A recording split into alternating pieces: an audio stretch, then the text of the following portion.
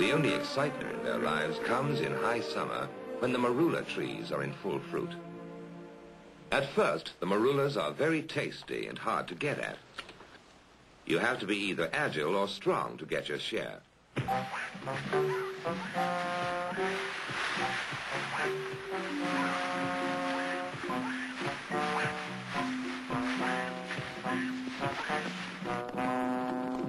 But after a few weeks, the marulas get overripe and they start dropping from the trees. Then all the animals wade in and gorge themselves on the rotting fruit.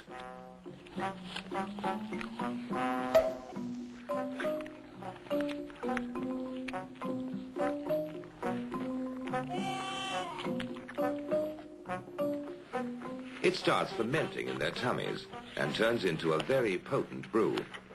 So on the way home, things start happening to them.